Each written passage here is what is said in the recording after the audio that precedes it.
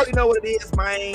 It's your favorite blurred click, ready to talk blurred shit on a Saturday morning. But you can watch this anytime. Shout out to everybody watching on Twitch, YouTubes, the Facebooks, even the X's or whatever that is they call it. And also anybody listening on the Spotify's, the Apple Musics, the iHearts, and all of that good stuff. Appreciate you. Yeah, boy. We talking gorillas and men this morning. We talking Thunderbolts and Andors, and maybe even talking a little bit of Silver Surfer. And we might even have a special guest, so don't go too far. But oh yeah, y'all see it. Yes, you see it. Bucky back. Yeah, man. The whole crew is back. Yelena, Red Guardian, Sentry. All these folks just pulled up for some brand new Marvel projects. So you know we got to talk about it because that's what we do, baby. So don't go too far. Let's go ahead and get into it. Did you see it? I hope so, because that's what we leading with. But in addition to that, I also had an opportunity to talk with one of the members of the Supercell cast, and you know that they talking about Supercell 2. Ow! So let's go ahead and get into it. But we also did see The Last of Us had another episode, this time without Joe. But Joe...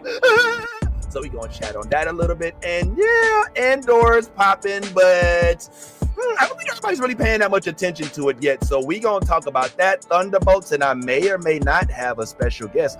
One of these people, I'm going to let you guess which one, may be on this panel this morning. We don't know who it is. I don't know. But let's go ahead and get this thing started. It's the new Blurred Order, baby. Tell them who it is, Thugnificent. This is Thugnificent telling everybody to tune in to New Blurred Order, my nigga. The best podcast on the planet Earth, nigga.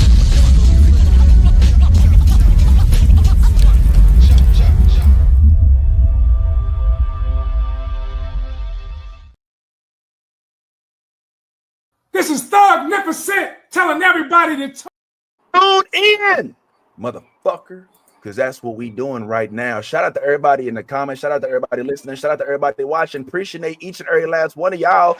Let's go ahead and get right on to it. Who's there in the comics? What's good, Linda? What's good, Leo? What's good, Run Well, Be Well? What's good, New Blurred Order? Hey, oh, that's us. What's good, Run Well, Be Well? What's happening, y'all? Each day, it's my girl, Harmony. What's going on? What's good, Markeisha? What's good, Lisa? What's good? Oh, I ain't got time to sit here and say what's up to everybody. What's good, Lorena? Hey, listen, if you in the comments, shout out to you. We is outside right now. Yes, I am happy to be here. What's going on? It is your boy, the real Biz Taylor, reporting live from the Black Panther Cave, and I am joined live by none other than the one and only Yazzie. What's going on, Yazzie? Yazzie's in the building. We got Bad Ty in the bird. What's going on, Bad Ty? We got the one and only movie blogger in the bit. What's going on, Mr. Anthony with the background? And hello, hallelujah. We do got one of these dudes. Which one you think it is? I don't know. Red team go. Red team go. Is it the one and only guy who's everywhere about anything Marvel, who reads every comic book in the world and can tell everybody, you read comics? Oh, yes, you guessed it. It's the one and only Mr. Comic Geek, the Black Gay Comic Geek. Michael Lamar, what's going on? Yours? How's it going?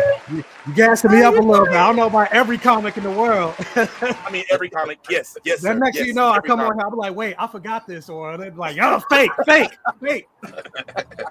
No, every comic, sir. We know it. And you read the comics in real life. So we ain't even going to sit here and play around. Let's go ahead and get right on to it. Thank you all for tuning in. Today, we are hyper-focused on the newness of Thunderbolts, which did just get released this week. I'm going to go ahead and take this down. Hands up for those who have seen it already. 3, 2, 1.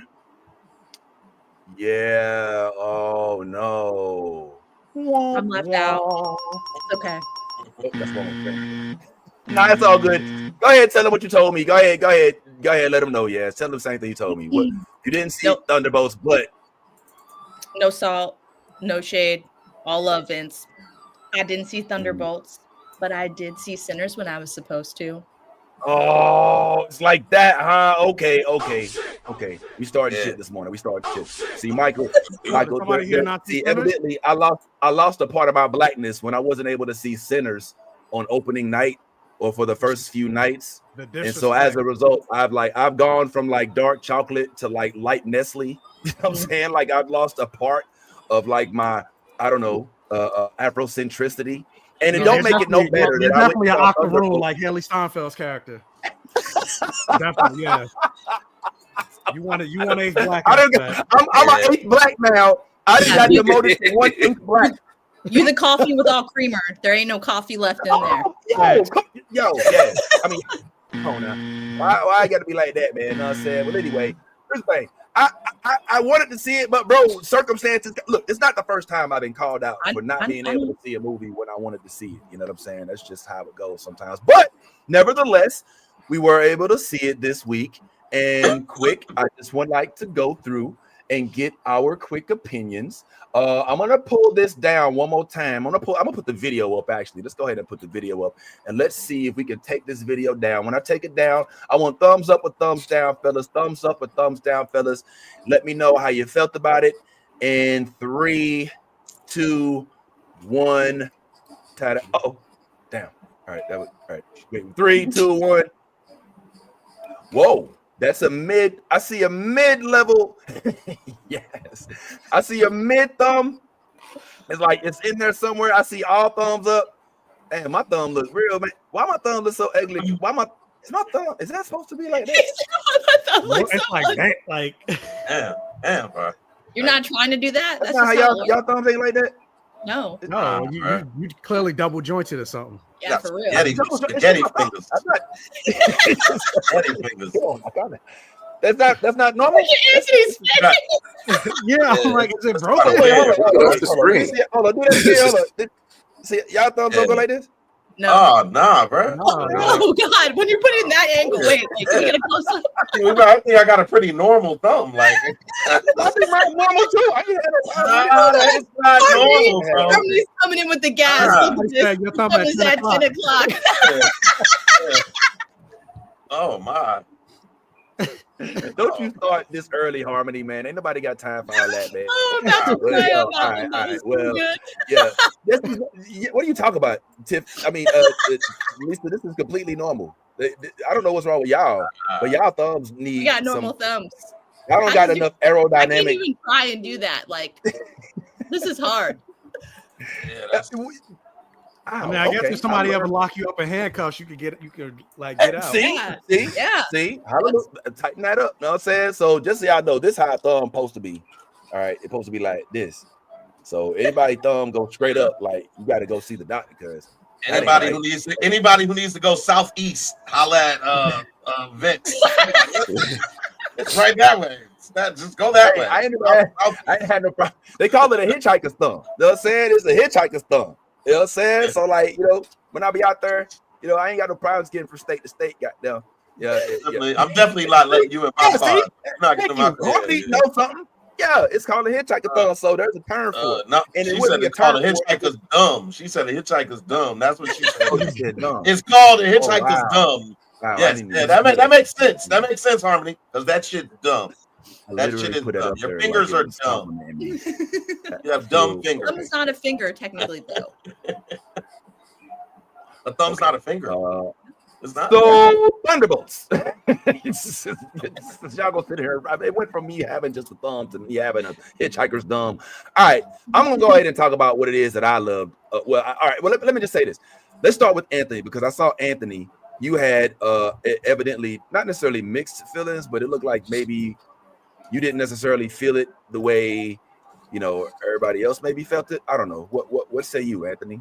Well, this depends on how we talking about it. We talking spoiler conversation? We talking non-spoiler conversation? Because, like, I'm glad you said I don't that. know. I'm glad you said that. So let's go ahead and preface this like this.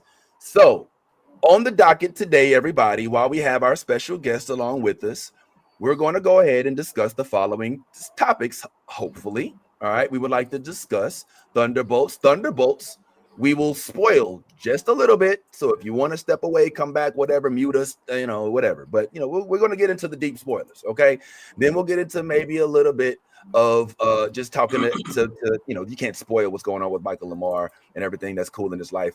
Tiny bit of Andor, little quick clip from Supercell, and then maybe if we have time, we can definitely delve. You know what? We're gonna flip the Andor and the Last of Us thing around because I think Last of Us is a little more prevalent. So, having said that, we're gonna go ahead and get into our spoilers for the Thunderbolts And since we are spoiling, don't hesitate, Anthony, to let your feelings be heard, fam. Okay, so go ahead, guys. You've been officially warned. Spill the beans, fam. I liked it overall. I did like it overall. I think it was probably Marvel's best put together movie in a while. I did have issues with it though, right? But let me start with what I think was good about it. Like, I thought the Sentry was great. I thought everything with the Sentry was fire. I thought his introduction, his costume, his energy, his aura, the way he handled himself, as well as Louis Pullman's performance in showing that he's a fragile man. Mentally, he's unstable. At any point, he could slip into a mind state of darkness, and that manifests itself in the void. So I love the way that they handled the character and the adaptation from the comics, because this is the Bob that I wanted to see. It doesn't have his full origin. He's not, it's not like that. Of course, they MCU it out, but overall, I think they really nailed the character. Another thing that I really liked was that Bucky was a big part of this movie. I think he had a really cool introduction into the movie. I think he had a sense of grounding to at least make it seem familiar for me from coming in from the old MCU into where we're headed now. I really like that. What I didn't like though was what they did to the Taskmaster. Now, I'm not sitting here caping for Taskmaster. The Taskmaster wasn't my favorite character when she was introduced in Black Widow, but I thought that her character could have been used better. Like, her character is straight up wasted in this movie. Like, what could have been a rallying call, kind of like what Agent Coulson was to the original Avengers. Yeah. This death could have been to the Thunderbolts. And because they didn't do that, I think it was a huge wasted opportunity and a misuse of the character. Yeah. But overall, yeah, I like this movie. I did enjoy it. It didn't have the consequence that I hoped that it would. As soon as you felt like danger was coming, they pulled that shit right back and undid everything. Yeah. And where the fuck is Spider-Man? Like, where the hell are the other New York superhero? Like, he saw this and just turned around and went home. Like, where was Spider-Man? I hope in another movie or in a series, whatever they do, they at least show this man was like saving lives, stopping rubble from falling on strollers, that kind of stuff. Like, if he saw the void and said no, then at least go save some lives. I hope that's what happened to him. But yeah, I enjoyed it. All right, fair. All good points. Let's go ahead and go to Michael Lamar next.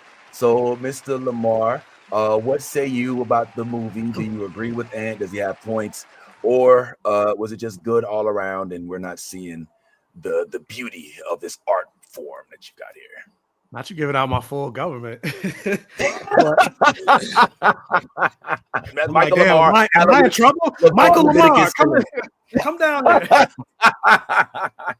But I really enjoyed the movie. So I have two minds of the movie. As a movie in and of itself, with Thunderbolts, I really enjoyed it. Like, I love the chemistry between all of these characters: Yelena, Red Guardian, Bucky, John Walker, U.S. Agent.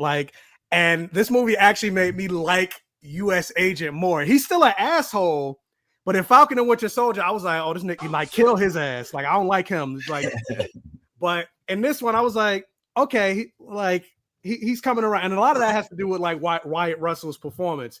But this movie also fully solidified Yelena Belova, played beautifully by Florence Pugh, being one of my favorite new characters that they introduced in the MCU. And she was definitely the heart of this movie. And it made me wish, and this is a small criticism, but it made me wish, because this movie was really about, again, spoilers, but she was grieving the loss of her sister, and she felt depressed and everything like that. I wish that we got to see more time with her and Natasha and a buildup of that. So just like the characters mourning, we're also mourning that relationship, because we only really saw it just the one time. So yeah, we're still mourning Natasha because we got to see her in multiple movies, but we're not necessarily mourning the relationship between Yelena and Natasha. But I still felt it but I wish I got to feel it more. So that's one small criticism. But I like the action sequence, like the moment Bucky showed up on the motorcycle, like it felt very Terminator-esque.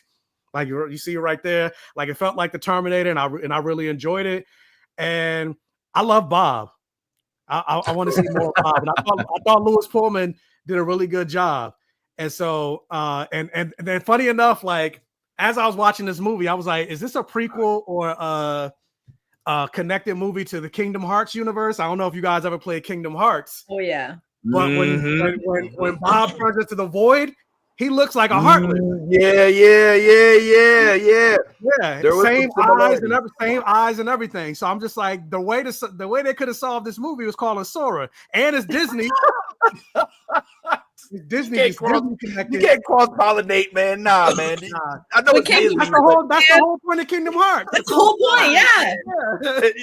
You may as well find the one ring to rule them all, to keep anything from happening. Like, come on, man. It's not the same thing. It's literally Disney. It's literally Disney.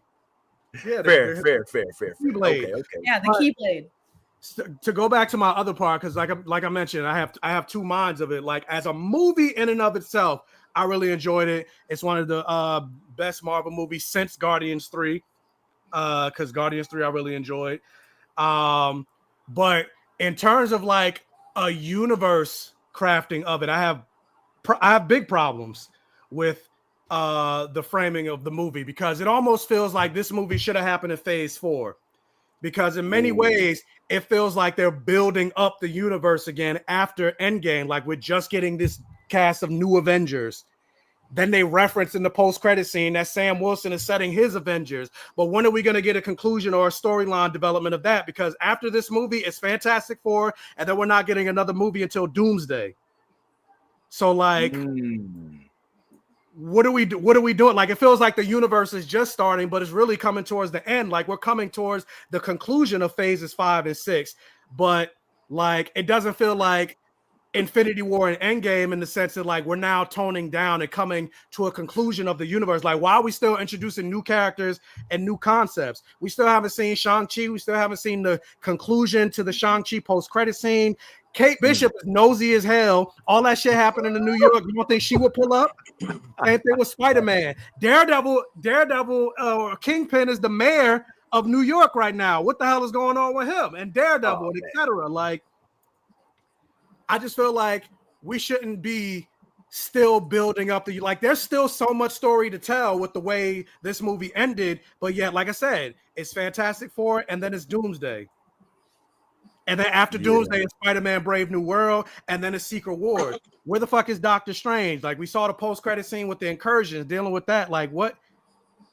It's just a lot.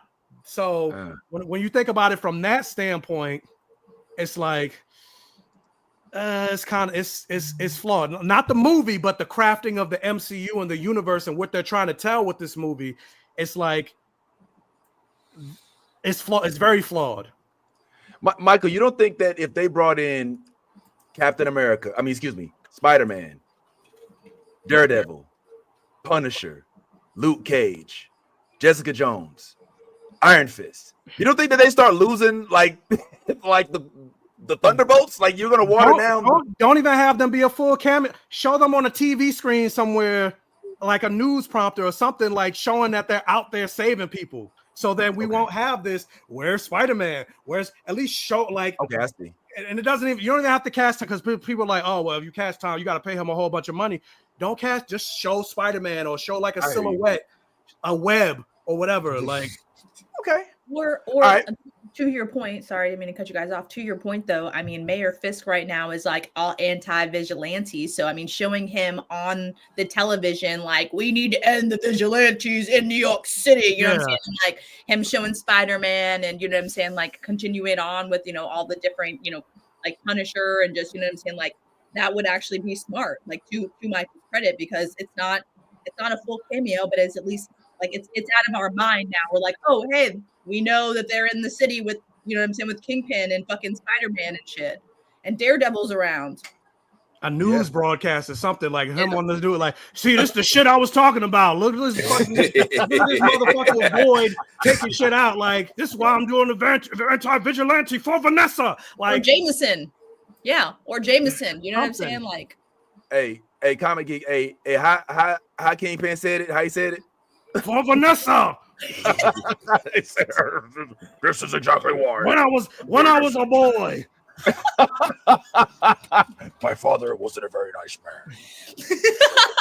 Yeah, I can see that, man. All right, well, Ant, what say you, homeboy? Excuse me, Ty. What say you, homeboy? You had an opportunity to see it as well, and I'm sure you have an opinion. What are you in agreement with, Ant? Are you in agreement with? I don't even know what to call you no more. Michael Black Geek. Michael. My first name. My first name is Michael. Anyway. Michael. Yeah. Michael. Is that hard? Is that hard? It's Michael. Okay, that's better. All right, I got it. Go ahead, Ty. I mean, I don't know if there's much I can add. They pretty much, summed up a lot of the same issues that I had. I definitely think that the Taskmaster killing was premature. It was a misusage of the character. And I, I'm not a huge Taskmaster fan, but I feel like Taskmaster is a legitimate foe, and just a bullet. If a bullet to the head was gonna be the way that a person could go, like I feel like a lot of these superheroes, their shelf life would have been a lot less than, it just seemed rather peculiar that one would die so easily. But anyway, I also, one of my biggest problems with Marvel, and continues to be my biggest problem with Marvel, is Marvel's lack of commitment to villainry. Whenever it comes to so-called villains that we have as the opposition in these movies, it's always like an anti-villain. It's like it's never that full. It's I'm doing this for to save the world, or save I'm doing this because I want to make it a better place. It's always that. I just want a villain that's coming through fucking up shit because they like fucking up shit. Like I don't want them to have no backstory of I'm dealing with mental issues or any of. I want a villain that came through to fuck shit up because that's what villains do. And every time I see a villain that has all of these issues, all of this stuff like this, Eccentric, as much as I love that character in the comic book, I did not like this character in the movie. Why? I'm looking at Eccentric. Yo. Why I only hear every other time? Is it just me? No, I can't. His audio's going in. Your audio's going in and out. Yeah, I was hearing like every other word as if. Oh, that sucks. That sucks. Hey, I heard you clear now, man. It wasn't for the majority of it. It wasn't everything. Just the last couple sentences, like when you was going into Sentry. So just start at Sentry and go. And go. So with Sentry in the movie, as I'm watching this movie, I don't know if you guys remember, because I'm a little older, but there was a movie called Superman 4. In that movie, the antagonist was one nuclear man. Yeah. And when you look at, if you ever watch that movie and then you see this movie, Thunderbolts, and you look at the Sentry, he is a bona fide nuclear man. Like, and I like down to the costume, down to the colors that he garbs, everything, like it down to the powers. Like the nuclear man's power was based on the sun. It was literally the same type of power. But I feel like with Sentry would have been better in an Avengers movie. Why? Because you can't really garner the level of power that Sentry has against mere mortals. Like it doesn't equate. It's like it's for Sentry, you would need the Hulk to come punch him with full might to actually see how strong this man is. And I feel like there was an opportunity here to really, really show Sentry's power, like really, really go. And then they use this whole void idea, which in the comic books I get it. The Void is a thing that he kind of grabs his power from whenever he changes and everything like that.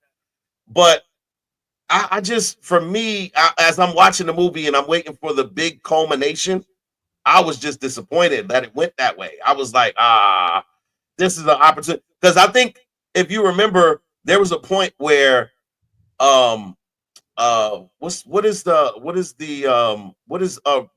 Marie Dreyfus's character? What is Valentina. So at one point she says, call the Hulk and tell him, you know what I'm saying? Like, it's all go, like a kill order. She gave him a kill order or some shit. So yeah. I'm sitting here like, oh shit, we about to see the Hulk. No, we're not about to see the Hulk. That's not happening. No, she said his name was Holt, the guy that set up the military. Oh, that's what she was talking about, Holt? She said call Holt, Holt. Oh, wow. So there I go. See, that's probably why I was so disappointed. You know what I'm saying? You're calling more humans to deal with this problem. This is not a good look. But I just from that standpoint, when I for me, because I'm always disappointed with Marvel movies and the way that they depict villains. I just wanted more, man. Sentry is so powerful. Like, this is the bona fide Superman of the Marvel universe. And to put this team up against him, and all you had to do was just talk him off a ledge. Like that.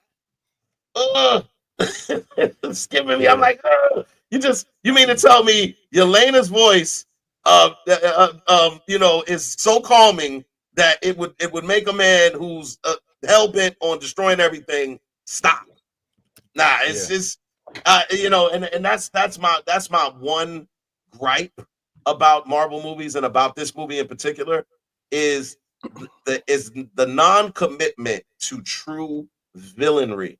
I need that villain. I'm still waiting for that villain that comes through and has no reason. They're like, why are you doing this? Because I can. I just want that guy. Where's that guy at? Because I can. I just want to go. I'm doing it because you can't stop me. I need a bully. I need a real bully. Like, what's up? What is it with New Jersey niggas always needing a bully? why does everybody have to be a fucking bully? Like, why can't just be a guy who's nice who happens to have a void that he kills people with? And, I feel not so much with Sentry, but I do feel like they do try to alphabetize a lot of their villains, like make them all alphabet. Yeah, like they try to make them all like Wicked. Like, oh, the Wicked Witch isn't actually evil. Like, or like Thanos isn't actually. He really wants to save the world, or save the universe, but it's marred and such and such. Like that really, all of that started because of Wicked and Elphaba, like the musical. Oh, Michael, come on, we can't let you do that, brother. It did not start because of Wicked. Okay, let's keep it real. Like this. I don't mean the Wicked movie. I mean when Wicked was a book when it first came out, and it became popular. Which was when? And like when did Wicked come out? In like the 90s? Okay, because I remember a character by the name of Anakin Skywalker who was casted to us as a villain for 3 straight movies, and then we got 3 more movies where we learned that maybe he wasn't so bad. So I mean, the concept of villains not necessarily always being what they were portrayed as originally isn't an original concept. But I do want to say, first of all, Ty, if you think we're gonna let you get away with talk about Superman 4 and the fact that Sunman took his girl to the moon. he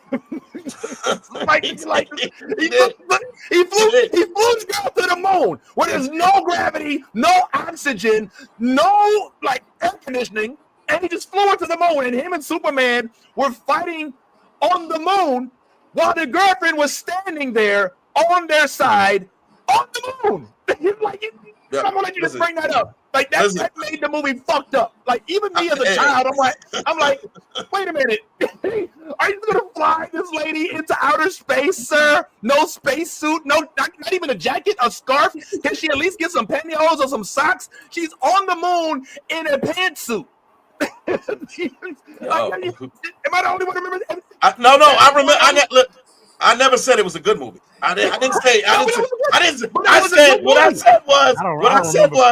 I said was you might not remember Superman 4, but the villain in the movie was Nuclear Man. I do remember the villain. I do remember. I was like, oh yeah, that is true. Yeah. Look, down to like it's so like if you put them side by side, it is so uncanny. Nuclear Man had blonde hair, deep blonde hair. It is the same exact thing with Sentry. Their colors on their actual costumes are exactly the same color. It is so uncanny. It is very. You're like, come on, man. So I get it, and I just wanted to address something in the comment section because our comment section is maybe the best. Maybe Sentry was inspired by Nuclear Man. He probably was. I wouldn't doubt it. I don't know, but because I mean, Sentry, he was created like 2000, so it would make a lot of sense because Marvel. We know how come on, Wonder Man, Wonder Woman. I mean, come on, let's not go down the whole Captain Marvel. Let's not go down that rabbit hole. All right, and how originally Captain Marvel was a DC, which makes no sense. And I know it wasn't with DC; it was with another. Anyway, go ahead, man. Go ahead, continue. All right. So this is the comment that I wanted to address by Fernando. You said Thanos and Killmonger are the only real villains in the MCU, and I would 100%. I would 100% disagree with that, and this is why I have such a problem with Marvel.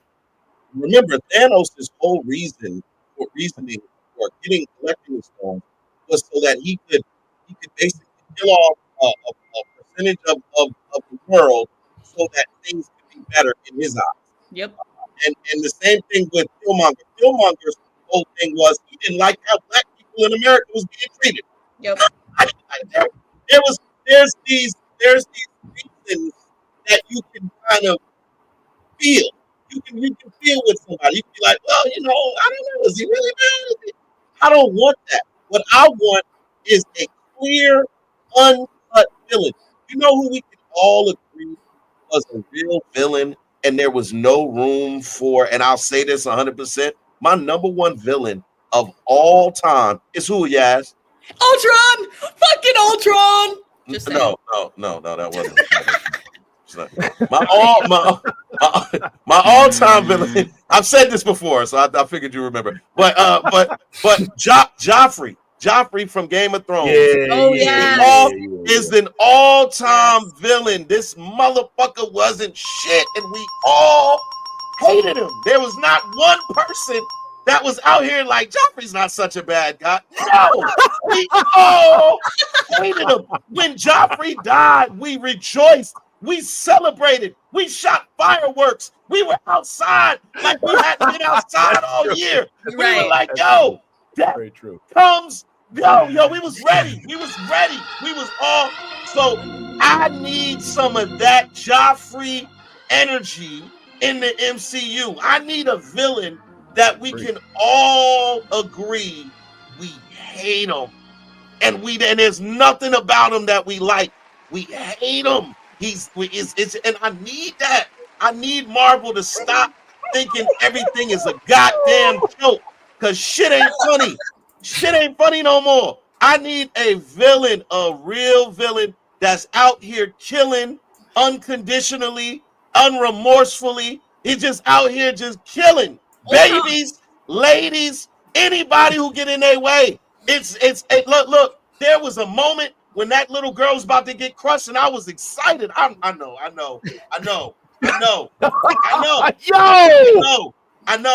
It sounds crazy. But when they start killing kids, I'm like, oh shit, we done got there. Yeah. We there. We're there. Right. Yeah. And that's the part. That's the one real gripe that I have about Thunderbolts, have about Marvel as a whole, is they're not willing to kill kids. I feel like as soon as you start to kill the babies, we're there. I know it sounds strange. It sounds crazy. Yeah, I think. Listen. I am going top. Listen, I'm going top tier villainy. I'm not. Listen, we're not. When you go top tier villainy, Joffrey never cared who he killed. He didn't care. Anybody could get it. And that's when you're at top tier villainy, when there is no differential between a child, a woman, or a man. You're killing everything that opposes you, period. Homelander is another one that almost is there, but then you start to see they show you these things that you're like, oh, he was made this way because they treated him so poorly. They locked him in a room, and then you start getting in your feelings. Well, anybody would be like that. I don't want that. I don't need that. I need you to hate this person to the core of your being, so that when he or she meets their demise, there is no wavering. You're like, oh, I'm so happy they killed him. Yes. But also to be fair to that point though, which I feel you, like the Joffrey and all that other stuff, like I want that too. But also like part of me kind of gets why they don't do that, because audiences are stupid. To put it blunt. So like bringing up two examples, like you bring up Joffrey and then somebody else brought up Homelander.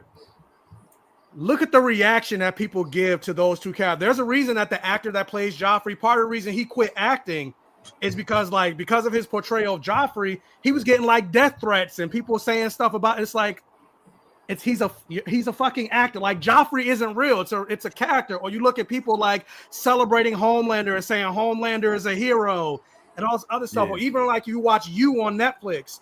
Part of the reason Penn Bagley didn't want to do the show anymore because people were rooting for his character, and it's like, no, this guy is a fucking villain. Yeah. Right. Or we're going to talk about The Last of Us later on. Like whenever spoilers for that, because I'm gonna bring this part up, but we are going to talk about it. But like when the video game came out and Abby killed Joel, the voice actors were getting death threats. So like when you get people that portray like these villains or good cat, a lot of times like people are stupid. So in some ways these movie companies like tend to hold the audience's hand because for whatever reason critical thinking skills are in the fucking toilet. Like when I review movies and talk about things all the time and concepts and all that other stuff, like how many people like I'll mention something. I can't think of an example, but I'll mention something. People are like, well, actually, that's not what I fucking said. Like, if you actually listen to what I said, you would actually know what I'm actually talking. Or pick up a book. Like, if I bring up Sinners and talk about the connection of blue. Oh, actually, perfect example. I was talking about Sinners, and I mentioned how the character of Remick, I thought it was perfectly sound that Ryan Coogler cast Remick as an Irish man. And when you think about the Irish people and black people, we had a lot of camaraderie. Like the term mulatto came about because black people and Irish people were intermingling and having sex and creating partnerships and relationships a lot. And so the child of a black person and an Irish person was called a mulatto. But then when Irish people started to delve into whiteness, they started to became white, because originally they weren't white. They were called white niggers or Negroes turned inside out. But so I mentioned that in my review, and somebody's like, how dare you say Irish people were never white? Irish people were always white. No, the fuck they weren't. Whiteness is a concept. And Irish, Hungarian, Polish, all of that stuff, they weren't accepted. Italian. Like, so like people are just dumb. Like a book would easily tell you that. So like, I feel you in terms of like wanting to get an actual villain. But like sometimes when you do get that, audiences react in a way that's like, come on, like grow the fuck I got up. the solution for that. The solution, not real. The solution for that, black gay. The solution for that is Michael. You make them digital. Like Thanos ain't had no problems finding a job since he snapped his fingers. Josh Brolin has been just fine. But Josh Brolin had the privilege of not actually being on. Exactly. I was just fucking with you. Go ahead, Ty.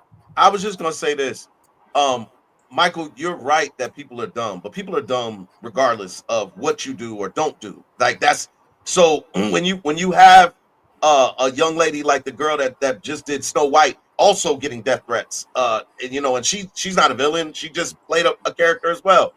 There are always going to be people that dislike things and have problems with things. But if you are moving in a way that is dependent on the reaction of the audience, then we'll never get real good writing of villains. And I feel like Joffrey may have gotten death threats, but at last I checked, he's still breathing and walking around. A lot of those people that.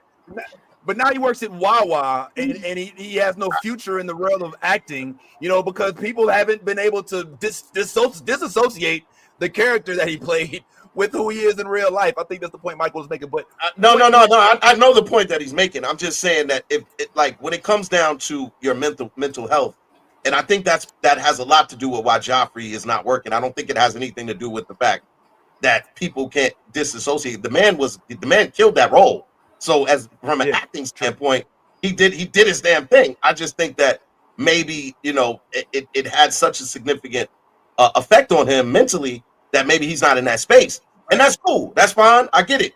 But when it comes down to it, what I'm saying is that there has to be a clear somebody in the room that says, let us go a little bit further than we did the last time. Let us, like, each time, take an inch closer to the villainry aspect, to the point where you finally get to a Galactus who is a being from another world who kills everything and destroys everything and has no problem.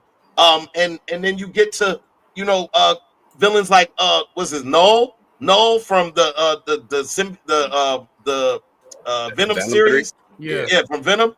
And who is also supposed to be evil incarnate.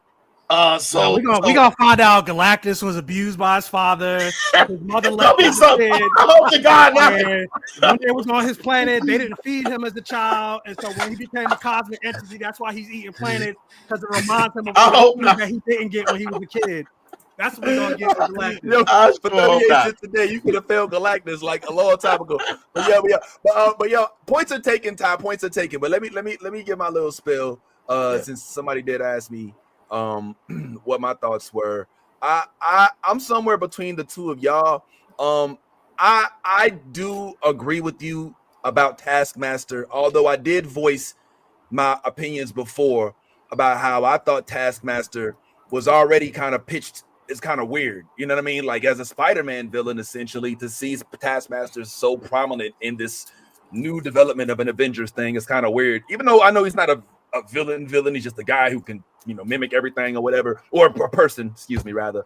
Yeah. But I agree with you that moment could have been used as a catalyst, kind of the way that we were hoping that Ant-Man would have been a catalyst to launch off Phase 5, with him either being stuck in the quantum zone or possibly being heavily injured, or even better, more than likely, just deceased. But yeah, as a result, you don't walk away from the movie feeling like, oh, what's going to happen next, with the exception of the fact that they had the little press conference at the end, which frankly was a little of an eye roll situation for me, because it was like, all right, the Avengers are not Marvel. Please. I know y'all had a lot of success with Avengers, but do we have to tie everything to Avengers just because of the success of Avengers? Black Panther had a lot of success too. Okay, so it's not necessary. For me, it just gives, we're going to go back to the bowl that fed us type of thing. So I'm not necessarily a huge fan, but I get it. Now, as far as the villain thing goes, I've got to say, I'm not fully on board with this. I do believe that Ty is right. It is nice to have a completely relentless villain from time to time, but that can't be the case every single time. You can't have every villain is just a world dominant, just completely hell bent on killing every baby. Everybody's not King Herod. You know what I'm saying? Like, you just gotta kind of. I think that the diversity of the backgrounds and the origin stories of the villains is fascinating. In this particular movie, no, it was more Eternals, where the villain comes from inside the house. So yeah, I didn't, that wasn't this, but I think that what they were doing, which I think they did successfully, was make a bridge movie. This movie wasn't meant to be one that knocked you off of your seat and made you be like, holy shit. It was one that was meant to be like, I want more. That was all the purpose of this movie was for. It wasn't supposed to be a monumental, groundbreaking, award-winning movie. It was a movie that was supposed to revive the life and the appetite of those that do enjoy these type of Marvel movies, because they hit every cue, right? Humor, had the subtle jabs every now and then. You got your action sequences. You got your twists, right? So it was everything that a Marvel. In fact, in some instances, I thought it was too funny. I mean, and I don't mean like funny as in humorous. I mean, I was like, all right, does this have to be a joke? It was like the addition of Valentina as a humorous kind of what's the old girl from Suicide Squad? Amanda Waller, like a humorless white Amanda Waller. It's not working for me. It's not working for me. I mean, I almost at some point in time am waiting for her to start dancing and do the Elaine, dance. But it's not doing this thing for me. So the movie was good. I liked it. It wasn't great. In fact, if you missed the opening of this movie, don't fret. It'll be just as good on Netflix, Disney Plus. I'm not saying, what, I don't care. Black movie. Just do what you want. I don't care. But I did like the focus on Florence. I did like the focus on Red Guardian. I did like that they made sure that U.S. agent was still an asshole and that they didn't let that go. But yeah, the notion of Taskmaster being written off, even though I wasn't a fan of the way that she was depicted, I think you're right. I agree. You guys have sold me. That was a moment that could have been made into a movie, a monumental movie moment. In other words, I think that if I'm hearing y'all correctly, y'all would have preferred to have seen like Taskmaster maybe be a part of the movie, and then maybe get sucked into the void or killed in a manner that maybe begged for vengeance or for there to be some sort of consequential action taken as a result. In this particular instance, it's almost like they just didn't want to pay her for any more days on set. They was just like, yeah, Pop, we don't really need all that. You know what I mean? And yeah, I agree. For me personally, I honestly didn't care about the Taskmaster thing. Like, because I didn't care about Taskmaster and Black Widow. Like, I didn't not the Taskmaster character in and of itself. I like but that's not my hashtag, not my Taskmaster. But and it's not even because it's a woman, she Taskmaster or whatever, Antonia instead of Anthony. No, that has nothing to do with it. It's just the way they portrayed Taskmaster. Right. I didn't care. When she got shot. But then also from a story perspective, I think them killing Taskmaster goes to show these people are not good people. They're murderers, and they're willing to they were about to take each other out. That's how the whole thing started. They were trying to kill each other before they actually started working together. And so showing one of them die because they were given an order, raise the stakes in terms of the story, somebody else might die, but I feel like it raised the stakes in terms of their character, showing that they are willing to turn and potentially kill each other if given an order. And so showing them eventually work together, it kind of shows the change within them, because just 2 seconds ago you just tried to kill, or you just killed somebody else that could have been part of your team. But we've seen all of them kill people before. Every single one of them has done villainry in their previous appearances. Every single one of them. John Walker killed a man in broad daylight in the middle of the street with Captain America's shield. We knew he was a villain, and the movie didn't commit to being that dangerous. Ty mentioned earlier, some little white girl, I think they had this moment where the Void came out, started dusting people Thanos style, and then they undid it. The movie refuses to commit to consequence at any point throughout the movie. I thought the Void was going to be a big level threat. He took out all of Manhattan. He was so powerful. So many people were getting hurt. I don't know about you, but when that little girl got dusted, I kind of cheered. I was like, oh shit, I didn't know Marvel had it in them. I was like, oh, we playing now. We really they're really making the Void a credible threat. But then to pull all of that back, and the only person who got murked in this whole movie was Taskmaster at the beginning of the movie, and it didn't even feel like it served the story in a way that was new to give us new information or do something different. I don't know. I didn't really believe that this was the thing that made them feel dangerous, especially because they weren't committing to danger throughout the whole movie. You know what? Let me say this. I think I would have probably been a little bit more. The way that they dismissed Taskmaster was a little oh, is she a good person? Yes, she was a good person. Yes. And then bam, like that's it. You know what I'm saying? Like, here's somebody who had already survived like an explosion. Didn't she? Like, in the whole entire Black Widow movie, like we learned about all of the stuff that Taskmaster had been through, and now she is just gone. Like, sad story, but it kind of shows she kind of sucks as a superhero too, because god dang, like ain't nobody else had that problem. I mean, but anyway, I'll take that part back. But at the end of the day, they did what they did. I wanted to ask Michael about Sentry as a comic book, as an avid reader. Give us your thoughts on the depiction of Sentry and how it compares to the comics. You know, and let's also not forget that this role was originally, if I'm not mistaken, thrown at old boy that plays Glenn. Supposed to go to Stephen Yeun, yeah. Yeah, Stephen Yeun was originally supposed to be Sentry, and for whatever reason that was turned down. So that happened. It was because of the strike. And so it delayed production, and he was already scheduled to do Mickey 17. And so it ran into each other. Really? Yeah. Wow. I wonder if he's gonna regret that, because Sentry's gonna be a part of but I'm actually glad it's not Stephen Yeun, because especially with the costume, the yellow, him being a superhero, I'm like, he's just a live action Invincible.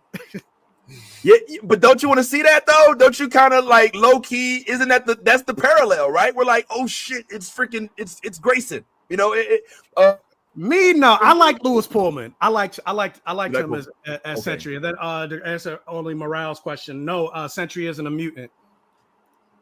And it's spelled SENTRY, not like the century, but like a road, like a century. SENTRY. But as far as like, I mean, it's virtually pretty much, for the most part, they didn't really change anything. Him being a drug addict, getting this. The only thing they really changed is like he got his powers from like Valentina and an experimentation, and adding the Valentina angle of it, and then also changing the Void into like a mental depression thing instead of it connecting to Null, the creator of the symbiotes. That's really the only thing that they mostly changed. But other than that, it's pretty much, he's mostly pretty much still the same Sentry.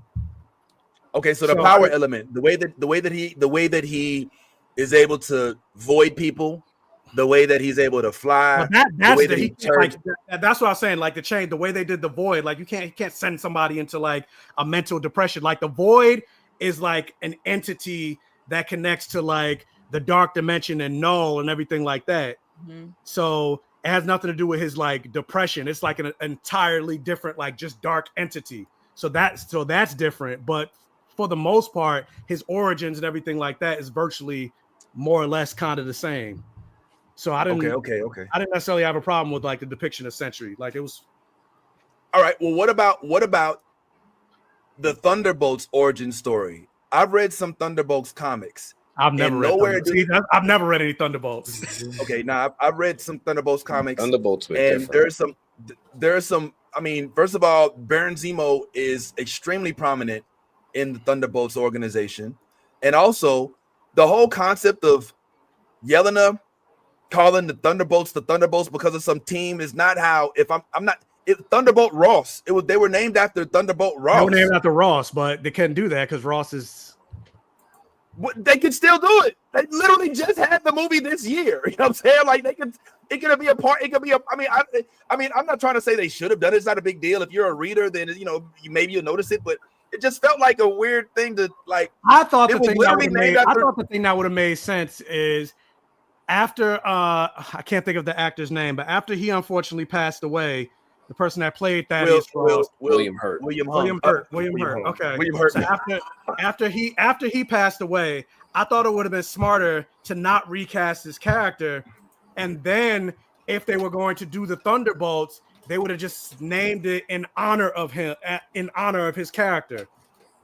Like I thought that would have been a smart way. That's what I was thinking. Yeah, because it's an unnecessary. I mean, when I saw that they did that, Michael, I was like, okay, what was the purpose of changing the origin story of the name, if not just to add heart to the group? Like to now, I feel like that's now why they instead did of it that being, Thunderbolts asterisks. yeah, a new Avengers. You know what I'm saying? But it's like, all right, well, we're not some group that was put together by some some dominant, government entity. It's like, no, we're named after a little league team, and you know what I'm saying? It's like, all right, well, it's an unnecessary modification of source material, but it is what it is, and we are where we are. I do have to say, let me say this real quick. Last thing that in terms of like a criticism, I wish that when they did actually go into the void, in terms of like building up these characters, because we got a lot of Yelena, we are of course we know Bucky, we got some Red Guardian, but I wish we got to see everybody's journey through the void, not just Yelena and not just Bob. Like I feel like they could have added maybe another 15 minutes, or even took away some of that elevator scene to show like, because what is Ghost been up to? What's her trauma? Granted, they do a lot of like, we know about Bucky and we've seen his story with like Winter Soldier and everything like that, but we really don't know everything that he's had to do as the Winter Soldier. And so like I feel like this movie did a lot of telling and not showing. Like even Bucky's like, yeah, I had a great past, show me. Same thing with Red Guardian. What's his trauma? Like I feel like that would have allowed us to become a little bit more closer, a lot more closer to these characters if we got to see what they have to overcome to essentially become the new Avengers, quote unquote. But like that moment that they showed up in Bob's room, just easily, that was the one moment that I like rolled my eyes. I was like, oh, that was convenient. Like they just happened to show up at the right time, but we never got to see what they had to go through to get to get there. So I wish. So that's another like big criticism of mine that I wish. Like I said, they could have just added just 15 more minutes or whatever to the movie to show that. I have a feeling that they're listening and that you'll see a Red Guardian 6-episode short series on Disney Plus sometime. I doubt it. They're toning down on the Disney Plus. They haven't even promoted Iron. They haven't even promoted Ironheart. That comes out in a month. We'll talk about that. We definitely gonna talk about how they're doing Riri Williams. But let me end the Thunderbolts discussion on a high note. One thing that can't nobody deny is that fight scene where Sentry actually came, where he came down the steps, and the motherfucker, did you see all that? Did you see all that shit he did? Like where he was just like, he was getting shot in the face and shit. He's like, and then he like took somebody and kicked him and caught him. Did you see that? He kicked him up in the air and he caught him. Nothing. Tough crowd. Like, I spoke on this. That's why I was like, that's cool when you're doing it to like regular human beings. They're humans. Yeah, like to do that. No, see him do that against Captain Marvel. Do it against Thor. Do it against Thor. Do it against the Hulk. My point is, Sentry is so powerful within the comic books and should be in the MCU that all of that made sense. It made sense that they look like children trying to fight a grown man. And so when I saw all of that, it wasn't that impressive. I'm like, you got to remember who the group is. The group is Yelena. The group is Winter Soldier. The group is Walker. U.S. Agent. The group is Ghost. These are all people that can be killed with a bullet. This is all people that are dead, just like they did with Taskmaster. So my whole thing is, when it comes to why they did Thunderbolts the way they did and why they chose to use it Little League is my same qualm with Marvel. It's more comedy focused than it is like the real elements that I want to see. Like comic books comic books have always had their comedic aspect to them, but they've also been about that killing shit. You know what I'm saying? Like most comic books, people getting fucked up in the comic.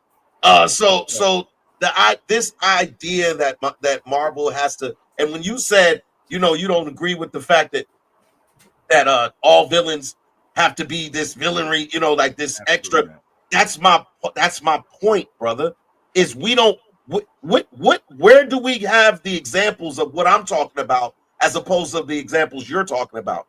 There's plenty of examples of what you're talking about. There's not any of what I'm talking about. And that's my point.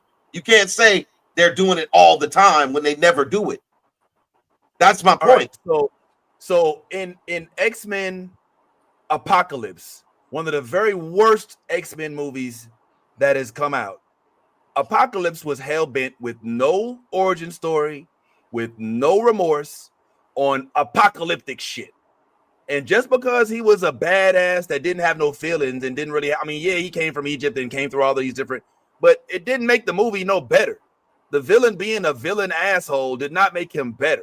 I'm saying a good movie because of an asshole villain does not make a good movie.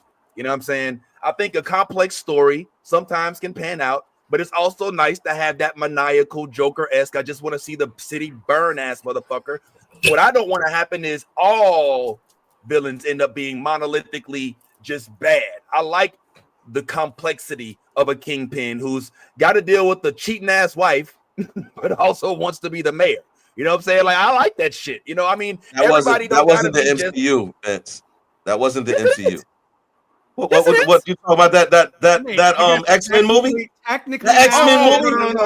Okay, I was talking about Daredevil. No, you just was talking about Apocalypse. No, when I was talking about Kingpin, we said that wasn't MCU. That came after my comments about Kingpin, and I thought you were referring to the Kingpin comments, but you was referring to the Apocalypse. And I can't even, I can't even be talking about Kingpin because Kingpin has all of these traumatic issues as well, daddy issues, and all of that kind of stuff that makes you, it makes you feel for him. I'm talking about you want a ruthless, bro. I know. You want. I don't want to feel. I want to hate him. I want everybody to. Do you feel for Kingpin though? Like he's still a villain. Oh no, he's a villain. But do I also see moments where he's like tender and like loving? Yeah, he loves the hell out of his lady. He'll kill anybody. That's all villains though. There's moments where the Joker is tender with Harley Quinn, but they don't stop it right after that. Yeah, Thanos loved Lady Death. All right. Even your boy Joffrey had a thing for Sansa. You know what I'm saying? Like it's not always just no. He didn't have no thing for Sansa. Yeah. See, this is my point. You're tripping. Listen. There was a reason. He had her dad in the hall, put his head on a pike, and then brought her to where his head was at. He Vincent Van Gogh. He tried to cut the hair off instead of bringing flowers. Yeah, he's a dumbass. He wouldn't return to the Mac. He tormented that little girl. Yeah, he tormented her. Yeah, you lost me on that one. It's like when you were in kindergarten, you hit the girl you like. Why do you think the creepy Uncle Dew was trying to get her out of there? Because he was tormenting the fuck out of her. Not only was he, like having his way with her, he was also tormenting the fuck out of her. Like, so that's why they were trying to get her out of there because she was his plaything until he didn't want her anymore. And then when he didn't want her anymore, she was disposable, just like her daddy. When I say Joffrey was written as the ultimate villain, there is that, like I say again, and everybody in the comments, everybody on this panel can agree or not agree. But when Joffrey died, there was a cry that was let out from the mountains of from the tip top of the mountains. The king is dead. You know what I'm saying? The king is dead. The king is dead. That and even with Ramsey, you could even add him into that because he was definitely a real piece of work. But Joffrey, like I said, like when it comes to writing villainry, even when you with like us having this conversation about you thinking that he actually had feelings for Sansa, like that's great. That's great writing. That is great writing. I just want to see somebody else take that step because I know who will do it, and it won't be Marvel, but DC. DC will do it. Yeah, DC will do it. I don't know who's going to be. Who they're going to? I mean, Darkseid, right? It could be Joker. I don't know. I mean, they're already kind of doing it with Creature Commandos. Like Frankenstein is terrible. Frankenstein is terrible. Yeah, not just Frankenstein, but all the Creature Commandos virtually. Yes. Okay, so you know who's another like Vince? I mean, bad tie to your like ultimate villain. Okay, so have you ever seen that movie I Care a Lot on Netflix? No. Okay, so Please do yourself a favor this afternoon and go watch that movie, because the head actress in that movie is the head actress in The Wheel of Time. It's Rosamund Pike. I don't know if I said her name correctly, but I'm telling you, she is a god. Damn, I just couldn't fucking stand this bitch. And I swear, everyone who has seen that fucking movie will understand the feelings behind this, because she's a fucking villain you could absolutely love to fucking hate. Like when, I'm not gonna tell you the ending, but some shit happens and you're like, fuck yes! That's all I'm gonna say about that. But go and watch. I feel like you just told us. I feel like she just told us what happened. Yeah, you told. Yeah, no, I did not. I did not. I just said some shit happens, and you're just like, fuck yes. You know what I'm saying? So just watch, watch it. Okay, full circle. It's fucking beautiful. The writing is great. She is outstanding in this movie. Like God, every time I see her, I'm like, oh God, I get that feeling of watching her in this movie, and I'm like, this fucking bitch, I swear to God, if she was around, my fucking, I'd kill this bitch. So watch this, because that is a villain you will respect and love, and she'll be on your Joffrey list, because I swear to God, I can't look at her the same way. That's kind of how I felt with Joffrey. Like, he was such a villain. I was actually disappointed when he died. Not because he died, but I was disappointed in how he died. Yes, the way he died. Yeah, because I was just like, poison. I was like, that's too quick. That nigga need to suffer. Like, he need to be tortured. Wow. Cut his fingers off one by one, like one ball at a time. Like, if he would have went out, like what you call it, your boy from The Last of Us, if he would have went out like him in Games of Thrones, like if Joffrey would have went out that way, that would have been like chef's Wait, who are you talking about? Which one you talking about? Joe. You talking about Joe? I think. Joe, okay, so remember when he was fighting the Mountain's brother? Remember he was fighting the Hound. Yeah. He was fighting the Mountain. That was the Mountain. Yeah. He was like, dancing around and doing his thing, and he was like kicking his ass, and all of a sudden he like tripped that motherfucker and then stuck his eyeballs and crushed his fucking skull. And it was beautiful. I was like, yo, quick. It's too quick. Pedro was all in that ass though. Remember, boy, Pedro had the swords, boy. He was going back. He was doing all that Karate Kid shit, man. Man. He was fucking getting it. No lie, he got fucking murdered. Like, damn. So if Joffrey would have been out that way, I would have been happier, because the poison, I do feel, I'm not gonna lie, the plot was like beautiful. Who finally, like, when we found out who killed him, but I'm just saying though. Look, he would have went out that way. I would have been like even more happy. We've been talking for an hour. Only Morale's complaining because we ain't talking about the post-credit scene. Yeah, I mean, I feel like I kind of talked about the post-credit scene in my original initial thoughts, where I was just like, it feels like we're just building up to a universe, and I feel like we should have did this in phase 4. Like, we should already have this new team of new Avengers. Sam Wilson setting up his Avengers. We should have like them people trying to set up a West Coast Avengers. Kamala Khan and Miss Marvel trying to set up a Young Avengers. Like, we should have all these Avengers teams already set up. So then when we go into Doomsday, it does feel like a culmination into the universe. Like, the fact that Fantastic Four is showing up, it's like, okay, we already knew that because it's the next movie. So it's like not much to really say about the post-credit scene, because like, yeah, I'm hyped, but like, I already knew the Fantastic Four were coming, and it's not a foregone conclusion to be like, oh, they're gonna end up in our universe, like, obviously, right? But like, I feel like this should have been a phase 4 movie, because it feels like they're still doing a lot of building when we should be toning or ramping down. Because like I said, after this movie, it's Fantastic Four, and now we're not getting another movie until Doomsday.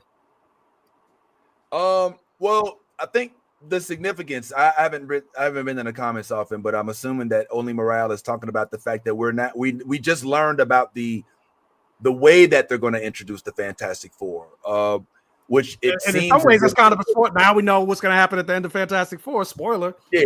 It's kind of they kind of gave away a little bit. So what I took away from it was that we're not. I mean, what we know now is that this is not a reboot of 616 Fantastic Four. This is a Fantastic Four coming from another multiverse that we're going to get, and that is also explaining how we get Dr. Doom, if I'm not mistaken, as well. So that last scene, for the comic book readers and those who've been following along, was indicative of the storyline being expanded from 616 and coming from all of these other from another Earth or whatnot. But the ship was dope. The ship was dope, right? We like the ship. Okay, no, all right, just me. I'm a space guy. Yeah, no, the ship is cool. I like the ship. The four on it. That was really cool. What these new Avengers are gonna be, because like, what can they do? Like, you're gonna fight somebody, like even like Yelena said, all we do is point and shoot. Like Doctor Doom is a sorcerer. Like, what do you? Yeah. Well, I'm really. Or even if there's a Thanos level threat, what are these? Like the new Avengers was Captain America, Spider-Man, Wolverine, Spider-Woman, Luke Cage. Yep. Like, yeah, I'm interested to see how they can transition this, because the young Avengers has also been floated. Patriot, and even young Avengers are more powerful than these new. yeah. Like these are folks that can get shot. You know what I'm saying? I want to know who's on Sam's team. What time? I want to know who's on Sam's team, because Sam has a team. They mentioned there's a whole nother Avengers team out there. Sam has a team. Who's on his team? And they said, that's what I'm saying. That's my problem. Like all this stuff, like we're setting up this, and then there's a rivalry between Sam's team and Yelena and Bucky's team. But we haven't seen any of that, and we're not really. There's no time for us to really get that, because Doomsday is the next movie. So it's not like we're going to have like Captain America: Brave New World should have been him setting up his new team of Avengers. Yeah, that's not. Okay. Like it seems as though, since we're not going to get the movies, that the TV series, whatever those are that are supposed to be dropping, are probably going to be the way that they bridge that. You mean so all of the build series? Yeah, because all of the build up in Daredevil is that he's also recruiting all of these superheroes, and you know what I'm saying, they're going to go against. I mean, at least that's what it looks like the build up is going to be for the next season. And then you have all of these other shit. You have Ironheart coming out. You have White Tiger. White Tiger. You have all of. You have White Tiger. I didn't know there was White Tiger. Wasn't yeah? Didn't they like? Wasn't there was like some preview of like his niece taking over? Didn't I see some shit like where? Oh, nah, I think that was fan art. That was fan art. Okay. Fan made. I think that's like some fan made. I think it was like fan made. But basically what I'm saying is the series that come on Disney Plus will probably be the way that they bridge a lot of this stuff, because it does feel very jumbled and thrown together. It does fit that's why I didn't say anything about the post credit, either of them, because neither of them really meant anything. I was like, okay, all right. So yeah, we know the next movie is Fantastic Four, so it makes sense. You're connecting that. But it felt very, amateurish. It just like, come on, man. Y'all can do better than this. Like, first of all, like, keep some shit to close to your breast. You ain't got to show everything. Like, you know what I'm saying? Like, sometimes it's better to just like let it be like a oh shit moment for everybody. Like then it's just what we thought was gonna happen, and then yeah, man. These used to be fun. These post credit scenes used to be fun. And now it's starting to get like. I mean, for some people, they had that oh shit moment for the post credit. Like I saw somebody was like, "Oh, make sure you stay for the post credit scene. It changes everything, does it?" Like some people are very energetic for likes and views. I get it, but this was definitely not that. When I saw it, I was like, "See, y'all made me wait all this time for this." Because you sit in there, you watch all of the credits, you're like, ooh, and then that like you get up, it's like I honestly expected the first cutscene. I don't know about you guys, but I expected that 100%. I was like, oh, here we are in a grocery store, boom, boom, boom, whatever. It was like this is like, give him his shine, because he's been begging for it the whole movie. So please give him his moment. So I was like, yeah, but this really felt like Marvel trying to force feed us Yelena, because they fucked up with our girl Black Widow, and this is like it's really what it felt like. It felt like, oh, yo, here's Yelena. I know we fucked up with Scarlet, but she's much better. And I don't know if that's true or not, but you know what I mean. But this definitely felt like more of a Yelena movie than anything else. Like it was like, all right, we'll throw Sentry in there, we'll throw the rest of them in here, but this is really about us wanting you to really like Yelena, because we do. We want Florence Pugh to be the next Black Widow, White Widow, whatever you want to call it, but she's a widow, and that's where we're at. So But with that said, I am excited about Fantastic Four. I hope it's good. I'm still not necessarily a fan of Joseph Quinn as Johnny Storm, but like, yeah, I agree. Oh yeah, we don't like dang, what was he on Stranger Things? He was what was his name again? Eddie. Eddie, yeah, we don't like Eddie as Johnny Storm. That blonde wig. Yeah, I was just about to say that it's given me like, okay, what the fuck? So you guys obviously remember seeing the movie what the fuck is it called now? I can't remember it. Fuck. I just literally had it at the top of my tongue. What movie are you talking about? Yeah. It's describe it if you can't think of the name. Fuck. Yeah, talk about it. There's like a cut scene. Okay, so the movie where the movie where Robert Downey Jr. portrays the black man. What is that movie called? Tropic Thunder. Tropic Thunder. Okay, sorry. So there's a scene in Tropic Thunder where Robert Downey Jr. has on the blonde wig and he's doing the whole like the church scene, where like yeah. That's, I'm not gonna lie, it took me back to that. Like all I was waiting for was like the little outfit. I was like, whoa, this is not a good look. Like we should have just let that one go. Like it's given Jessica Alba and the other Fantastic Four all over again. Like with the wig, like it just doesn't look with the eyes. Yeah, and the eye, like it doesn't look good. Yeah. And then also like, forgive me, I'm about to Hold on. Let me get I'm dying. But man. I'm about to say something graphic. Oh. But like when I think of Johnny Storm, pussy should be wet. Like panties should be dropping. Like I should be pre-coming right now, just thinking about Johnny Storm in terms of like the way he, and not to say Joseph Quinn is unattractive. He's not unattractive. When I look at him, like I'm not pre-coming right now. Like I don't get that from him. Like take your shirt off, flaming hot. Like there's a moment in the comics where like he's in Antarctica and he's wearing like flaming shorts and flaming boots and he's shirtless in Antarctica. Like I don't get that vibe from him, like that sex symbol type vibe from him as Johnny Storm. Yo, they should have put Glenn Powell as Johnny Storm. That would have been a little bit more appealing to see. Like, you know what I'm saying? Like he's too old. He's a little too old for that. Like, so. I mean, but I'm just saying. But that vibe, I agree. Yeah, with. You know what I'm saying? Like, yes.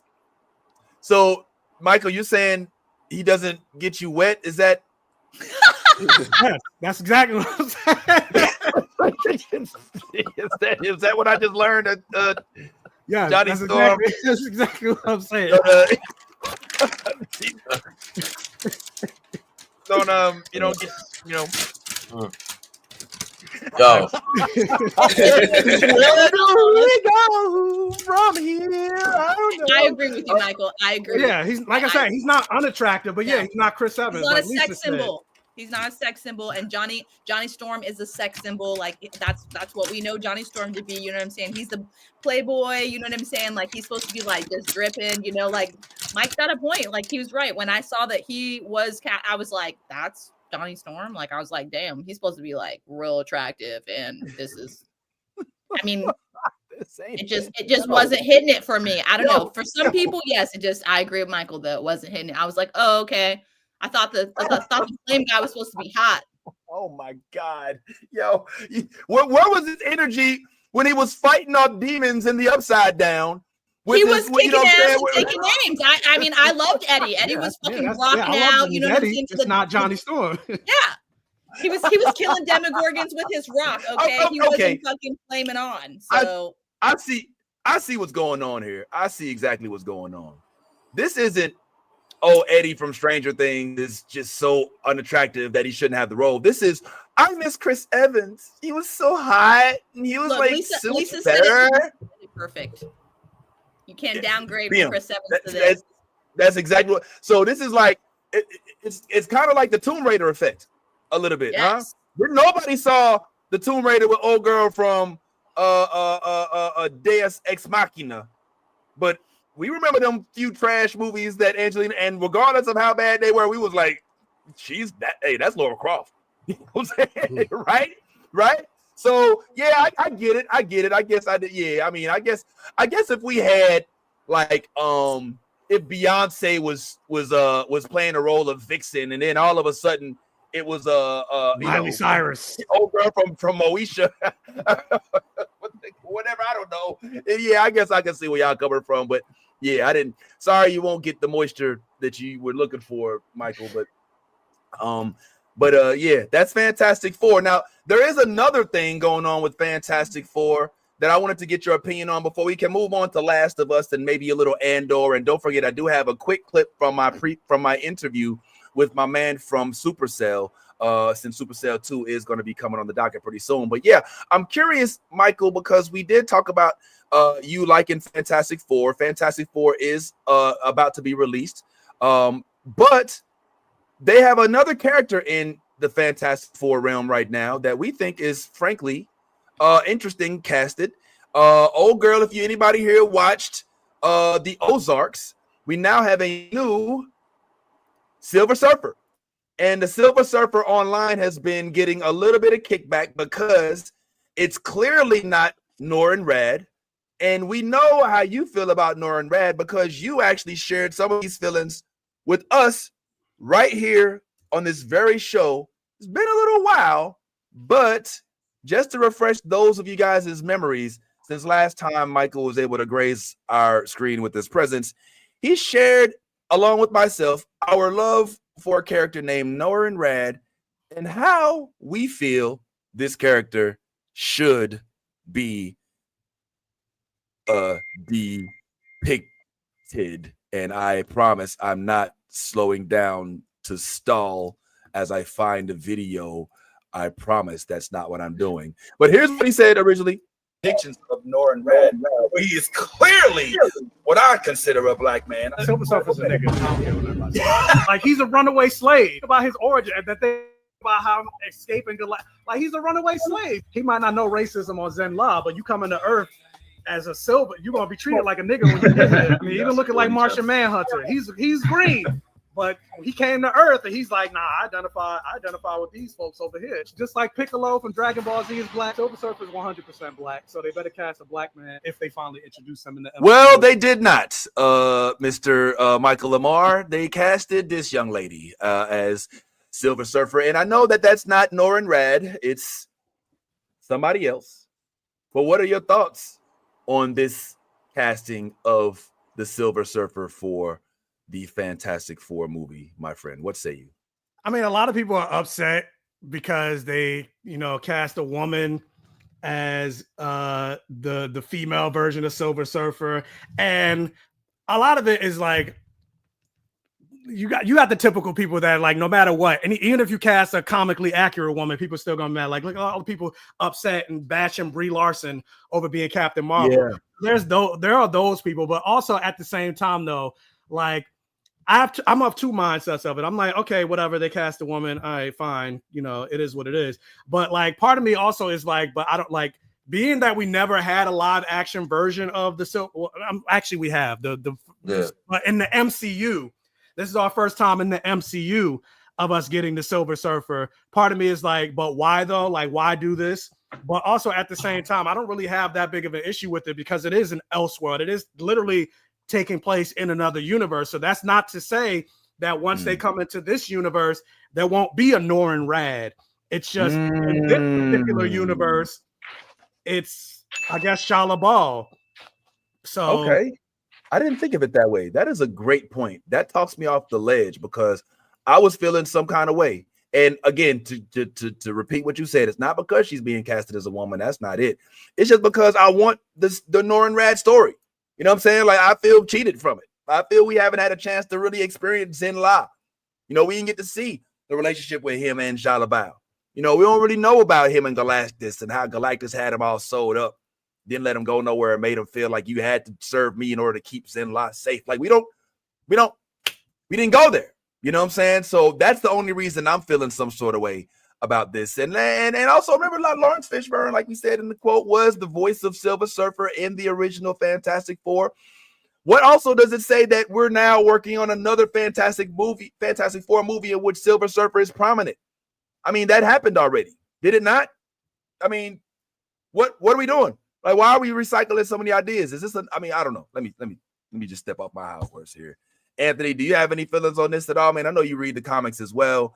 Are you a Norin Rad fan? Do you have any feelings about Silver Surfer? Does this have any impact on you and your feelings about the upcoming Fantastic? I know you haven't really been messing with Marvel too tough in the recent days anyway, but what any opinion on this, bro? Uh-oh. I got complicated feelings. Because on one hand, I wasn't never checking for the Fantastic Four in the first place, right? I never really liked their comics. Their cartoon was cool as a kid. Anytime they came out with a movie, the movies didn't really do anything to make me a stronger fan.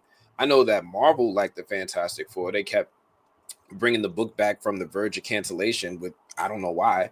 But I never really checked for the Fantastic Four. But I'm just piggybacking on what Michael was saying, I'm the same way. It's like, this is a different universe. Marvel has already strayed away from being comic accurate a long time ago, right? They already played us with the Reed Richards. We got a Chilean Reed Richards now. They already have showed us that they're going to diverge off of what we know when they bring stuff to the MCU. And I understand a little bit of the pushback, because there'd be times where I think about how, you got to think about how popular a character has to be to get adapted into anything, right? Like, you can't just be surface level popular. You have to be so popular that you build up such a big fan base for the producers to even notice you. So I feel like for all those people that invested in Norin Rad, I would be disappointed too, because they're the ones that helped make him popular enough for this to even be adapted. Yes. Yeah, man. That's the part. It's like, and of course, the beef was that Norin Rad is of darker hue in the comics, in some of the comics, and in the animated series. So to see him kind of stepped over, but Michael gives me hope because he's right. If we're coming from, I don't know, might not. If we're coming from another Earth, there might be some potential to still preserve the legacy of Norin Rad. And again, it's not just, and even though I thought this was Shalabao, but evidently it might not even be Shalabao, which is like, well, damn, who is this bitch? You know what I'm saying? What the fuck? But as long as we still get a decent story, then I won't be too angry about it. One thing that's definitely a decent story nowadays is, for those who are watching Last of Us, it's been a roller coaster. And again, some of us played the game, some of us didn't. I do believe that those of us that played the game are at an advantage because we are already familiar with the atrocities that lie ahead in this apocalyptic realm. But not much to say about this most recent episode. I figured we could touch on it a little bit before we move on, and maybe a little bit of Andor, and then maybe a couple other things. But this most recent episode, I will say, we did finally start to see Ellie leave the plantation, so to speak. I ain't gonna call it a plantation. Leave the city. All right. And I think this was the definition of a filler episode to an extent. Am I tripping? It was literally filler. There was like no action. There was nothing. We learned stuff we didn't need to learn. All right. They're bringing character arcs in that are good for good writing, but are not necessarily moving the story forward that much. Like, for instance, when old boy the bigot came to the defense of Ellie, we're like, oh, okay, that's cool, but it really has. Other than a good feeling in the heart, it doesn't move the story forward, right? What? Anybody have any opinion about this most recent episode of Last of Us? If not, we'll move right ahead because shit, you know what I'm saying? Go ahead. Your expectation for them to just move the story like Joel didn't just get grizzly fucked in the last episode. Like, that's crazy. This was the type of episode that you expected it to be. You expected everybody to be on this emotional roller coaster of feelings and they lost. Like, you don't just get over loss. Like, Joel was an intricate part of this show, and he's leaving behind a brother, a fake daughter, You know what I'm saying? Like in a town full of people who have grown to love and depend on him. So, you know, you expected this episode to be exactly what it is. What is Ellie? Everybody was like, I know, like everybody's expectation is, what is Ellie gonna do? Like, we know that she's, you know, cuckoo for Cocoa Puffs. Like, we know that she is about to go ham. Like, it's not a question. It's just of when and where and how. And I think that was kind of what was established in this episode. You know, one of the biggest things that I took away from this episode was the comments of the therapist when she was talking to Tommy. When she was talking to Tommy, she said, "Yo, some people you just can't help. You just can't save. They're just like they are who they are." And she says that Ellie is a liar and like a firecracker. Like she's like that. It's like this, you know, people lie. No. She's a liar. Nah, she's not lying. She's a liar. Like, and there's a lot of like, this lady seems to be the guru in the town of, you know, when it comes to stuff and people trying to get over on her. She told Joel straight to his face, "You keeping something from me, and I know you bring me this trash ass bag of weed, and then you gonna lie to me. Then you gonna sit here and just lie to my face like I'm stupid. You know, it was bad enough that you brought me this trash weed and you killed my husband. So like, there's a lot of shit going on. Like, but I like her character because she's the one person that's gonna keep it real in a world of people living, you know, in nightmares and dreams. So you know, this is I think I love her character actually. I think she's dope. But this episode was exactly what I expected it to be. I expected it to be, you know, everybody kind of getting, you know, their town just got attacked and almost destroyed. You know, a large portion of their community is either in critical condition or in like a real bad state. They showed the hospital situation. So, you know, they're all, you know, disoriented right now. So I didn't expect this episode to be nothing but what it was. And I think the biggest takeaway, like I said, was the fact that we know that Ellie is a psychopath. She's a fucking psychopath at this point. And we also know that she has no problem getting everybody killed. So after seeing the end of the episode, oh yeah. I mean, all right. What do you mean? She wanted to go into that building, but I don't know if she wants to get everybody killed. Like, no. She absolutely has. She's no. See, this is what you're looking at the surface. I'll take you a little deeper. What I'm saying is we are in an apocalyptic era where there are creatures out here that can kill us at any given time. And now we know that they're moving in a strategic way that they never ever moved before.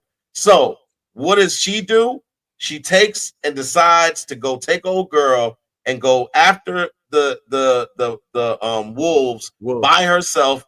What wolves? I mean, it's wolves when it's multiple. But anyway, yeah. So she's going after the wolves. She's going after them, and she has no indication of how many there are, what type of weaponry they have, or any of that. So by default, she's getting everybody killed because Tommy is her uncle by default. So if she doesn't come back, what does that mean? That means they have to go after her.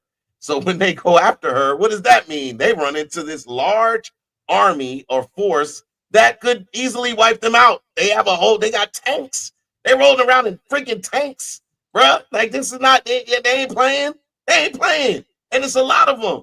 So yeah, I know what I'm talking about when I say she'll get everybody killed. Because she ain't the only one. But she ain't the only one that felt that way. She's not the only one that felt that way. So how is it that because she's what? You're not hearing me, brother. I hear you. It don't matter about how they feel. I'm talking about who made moves. I'm talking about the same ones. They ain't do nothing. What's stopping them from doing it again, Ty? What's stopping them from coming back to the town, taking somebody else, killing them, and leaving again? They came there strictly for revenge. They do what they came to do.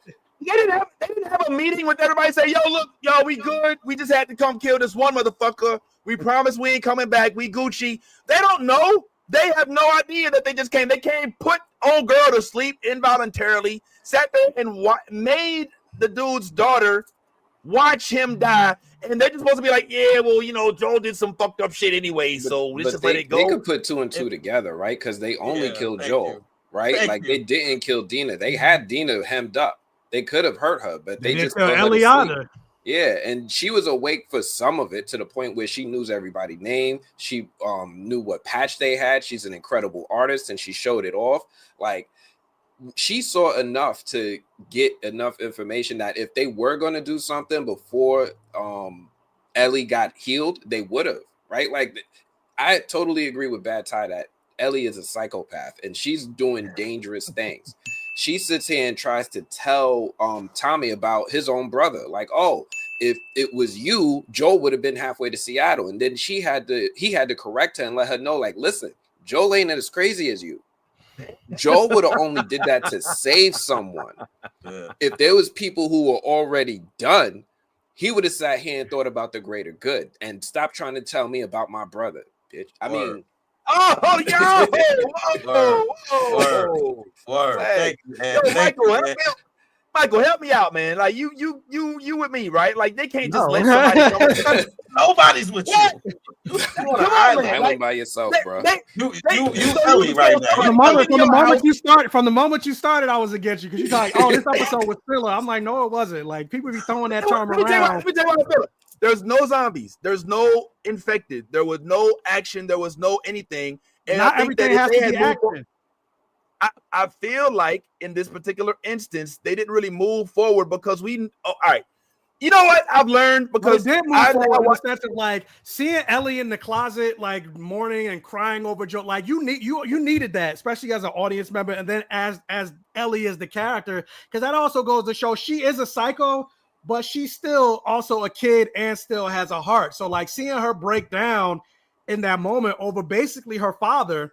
Because we don't really know anything about her. We saw the flashback scene of her mother, but she's never met her mother. So Joel is really the only person that she has that's really a family member to her. So like seeing her break down in that moment, and then also even like seeing like the town and the voting, like getting to see the intricacies of that, the conversation that she had with Tommy, the conversation that she had with Dina, the conversation that they had in the tent, like all of that does further build these characters, because really for the most part from here on out, if they go the route of the video game, it is pretty much action, you know, from here on out.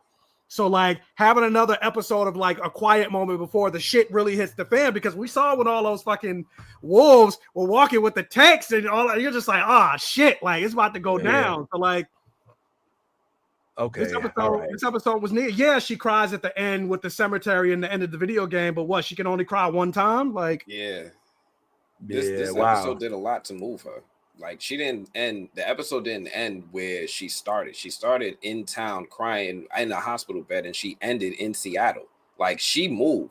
And what I really liked about this episode is because it's starting to set the foundation of this beef between her and Abby, because she is literally a mirror of Abby. And I want to address what Only Morale is saying in the comments, because this is pivotal, because this is what's going to be the motivation for the rest of the series moving forward. Abby did to Ellie what Joel did to Abby. Her dad got killed, and now she's going on a revenge.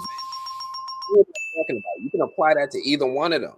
And now we're going to see them go head to head. And I think we needed to see this emotional foundation from Ellie, especially because it's been so long since season 1, to help propel us through the rest of the season. Like this is what's, we're going to think back to these moments with Abby and Ellie as we go further along. And when you think about like what ends up happening, like I'm not gonna go full spoilers, but like for those of you that played the game, like the whole concept, even go what you said, like this whole storyline is like an eye for an eye makes the whole world blind. So like literally y'all are doing the same shit, and ultimately, what is it gonna accomplish? What is it gonna accomplish? Nothing. And see, I haven't even finished playing the video game yet. I started playing the video game after watching the series, and you know I'm still early, kind of in the process of playing it. But I mean, you don't even need a video game to kind of assess what's going to happen at this point. Like you everything it points in the direction and has pointed in the direction, which I see why the writers would show those moments with Ellie, because Ellie would be one of those people that you would hate too. If you didn't show those moments where she's emotional and where she breaks down and where she's able to, operate as what some would consider normal behavior, then she would also be a Joffrey type, hate people. Whoa! I'm serious. Ellie? Absolutely. Yeah. Absolutely. Bro, like, come on now. What's up with you? You're comparing Ellie to Joffrey? I'm saying to you that she is a pariah. She is a problem. She is something that will cause everybody to die. Like, and it's so crazy because the duality of it is that she is the one person who could save everyone. Like, literally, she could save everyone. Or flip side, she could be the reason everybody dies. And that's kind of where we're at with Ellie, and it's and where I've always been with Ellie. You heard me just a week ago talking about how much I hate Ellie. And then here we are, her, you have to feel for her in that moment because she just watched the guy that she treated like, because you got to delve into it, like the real emotion that's coming out of her. This is not so much sadness as it is regret. Like, you got to understand her emotional state.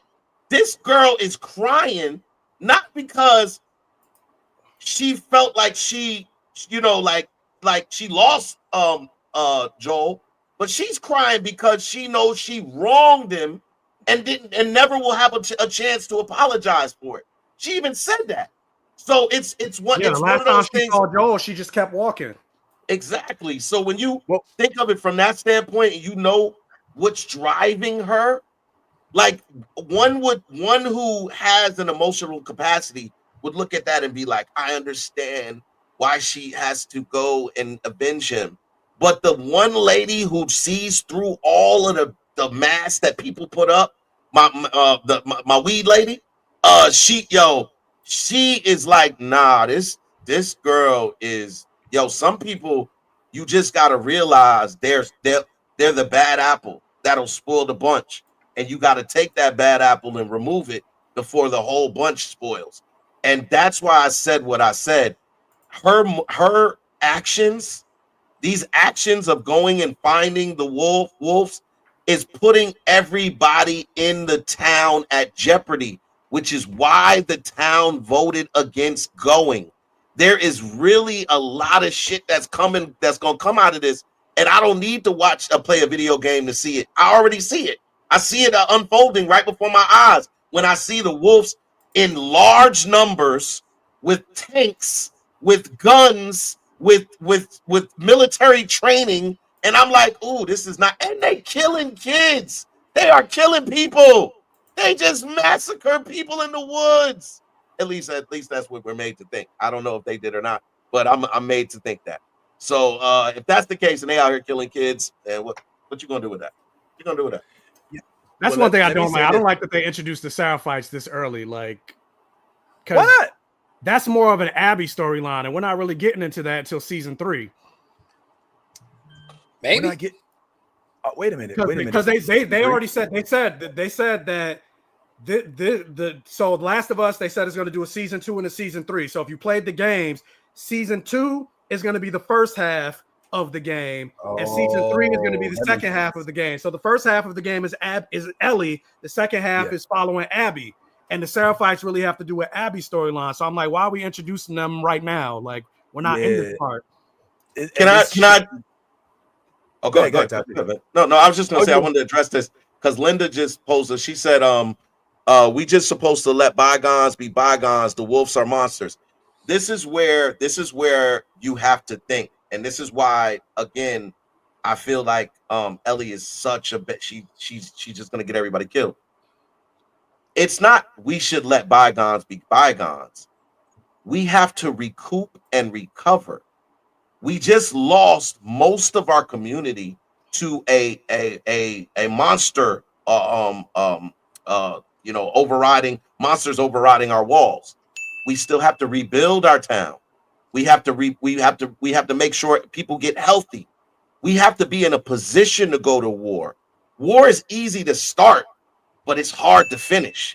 And that's the whole thing. If you go into it unprepared, then they're going to wipe you out. They're going to literally wipe us out. And that was the whole thing. We don't know enough to just make a rash decision.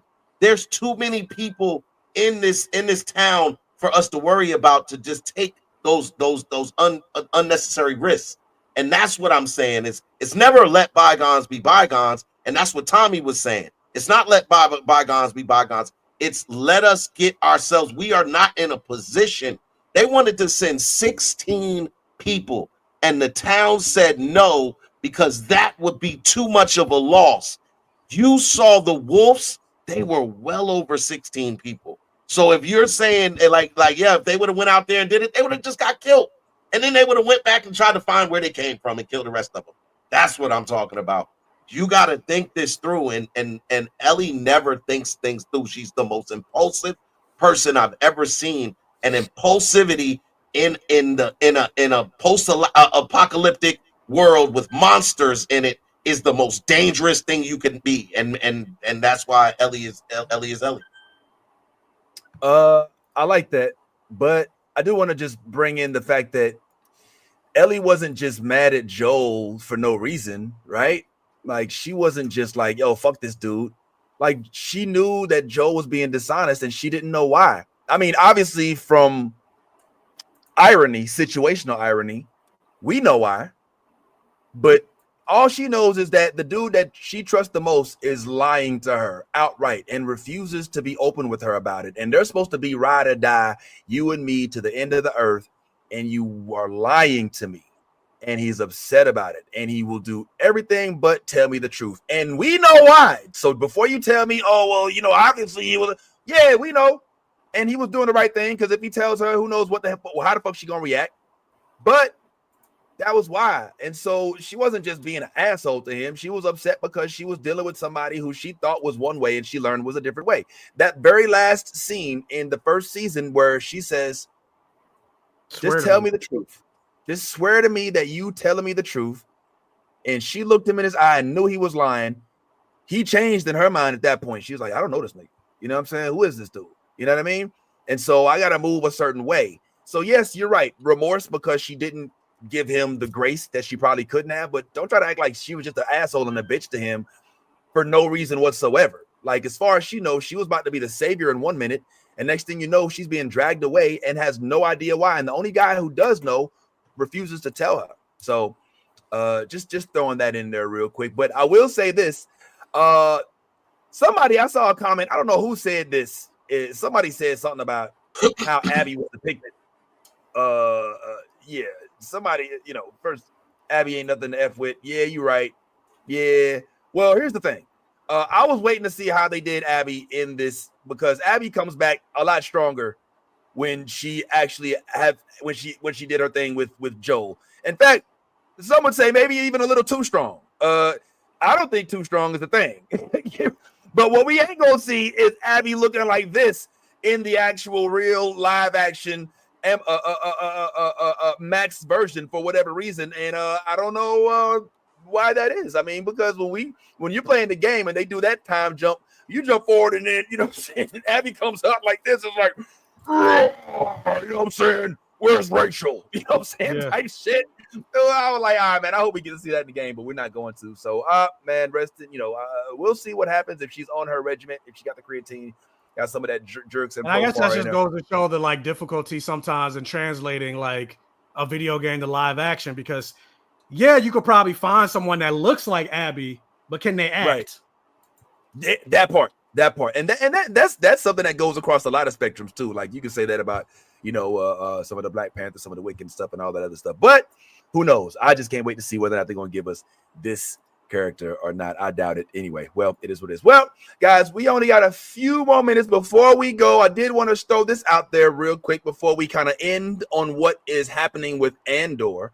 because Andor is out. You're a fan, right? You looking forward to May the 4th, Mr. Michael? Oh, I don't watch Andor.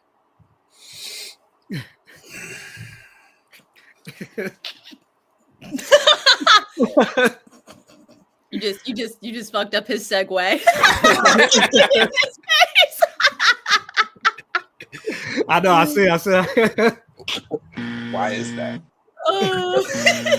I tried to watch it. I watched like the first 3 episodes. Every time I watch it, I fall asleep. Oh my god! We heard that before. That's happening. That's happening to me a lot. Episode 3, I kept right? crying multiple times. Every single time, I keep falling asleep. What medicine do you take before you? Fuck it at this point. But I've seen basically everything else Star Wars. What is going on, Yaz? What is happening?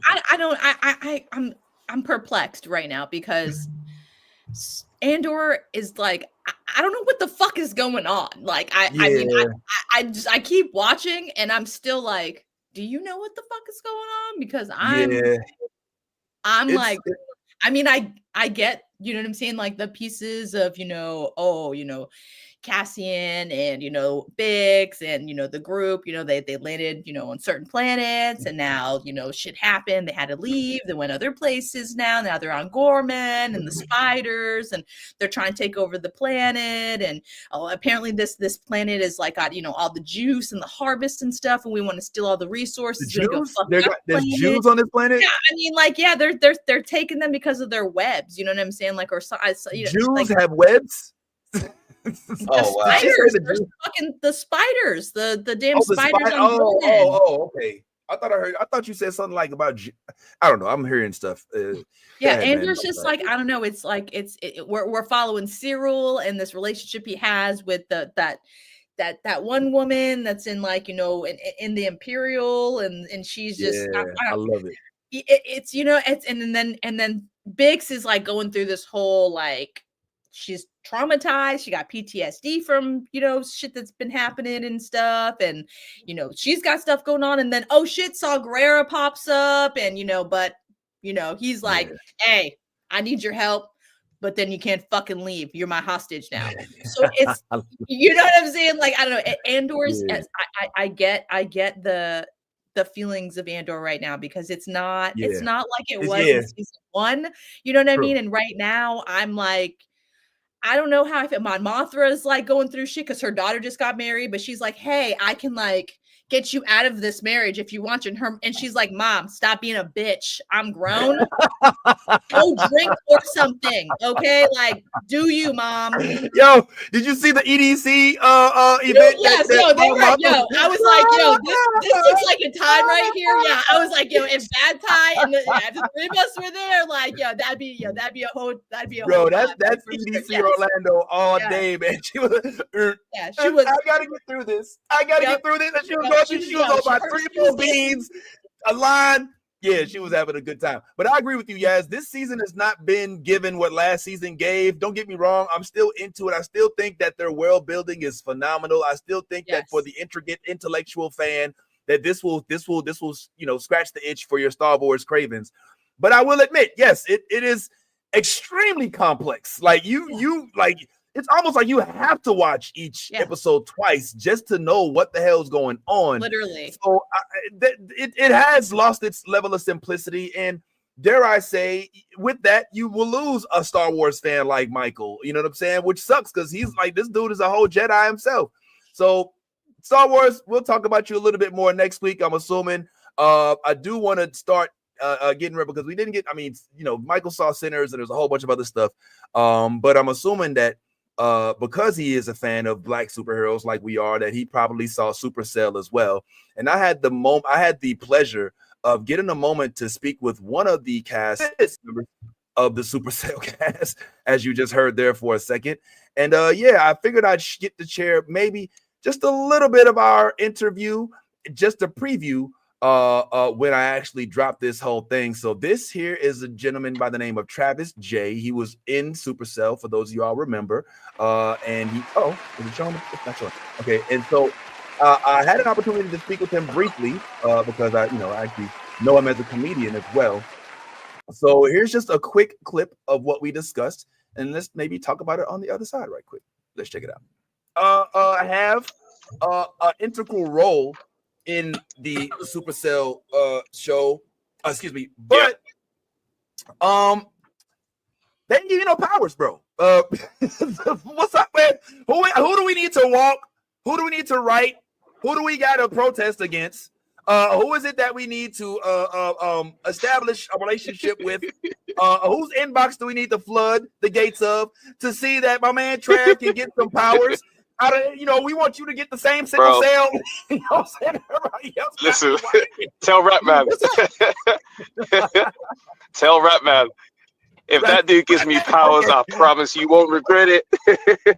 Yo, you think I'm playing? All right, Ratman, I'm gonna be in his inbox. All right, so yeah, but did that make you feel any kind of way, or you just was happy about? I mean, obviously, I know you don't. You're not like, yo, what the fuck? But you're just kind of like, it would have been nice to have powers, right? Brad, would have been nice. Listen, you know what? It's when I saw like some other characters having powers that they weren't like staying in the show. I was like, yo, you could have gave me, yeah.